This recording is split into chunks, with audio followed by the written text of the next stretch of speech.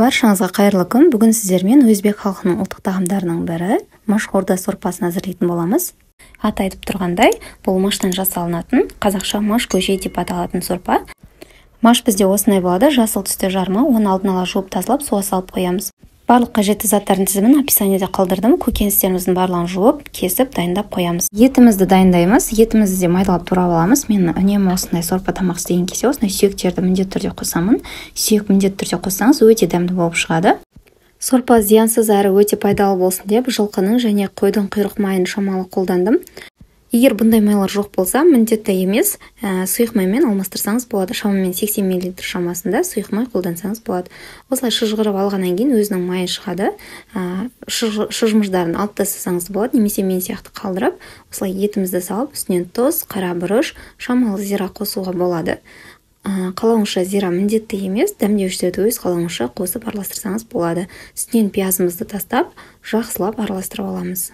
Пияз шамалы қызарып піскеннен кейін үстінен сәбізімізді, болгар бұрышын және қызанағымызды тастап, 2-3 минут арасында жақсылап қуырып алатын боламыз. Шамалы қуырып алғаннан кейін үстінен картобымызды тастап, жақсылап араластырып, үстінен томат пастасын саламыз. Жақсылап араластырып қуырып аламыз. Үстінен суымызды құйып, жақсылап араластырып, алдын ала жуып дайындап қойған машымызды үстінен тастаймыз. Қазанымыздың бетін жауып, сорпа қайнап шыққанын күтеміз. Біздің сорпамыз қайнап шықты, астын басамыз. Сорпаның астын басып, бетінде көбіктерін шетіне ақырын ғана шығарып, майын алмай, тек қана көбіктерін алып тастаймыз. Дәміне қарай тұзын қосып, шамалы араластырып, бетін шамалы ашықтау қылып, қатты жабыңқырамай 30-40 минут шамасында қайнатып аламыз.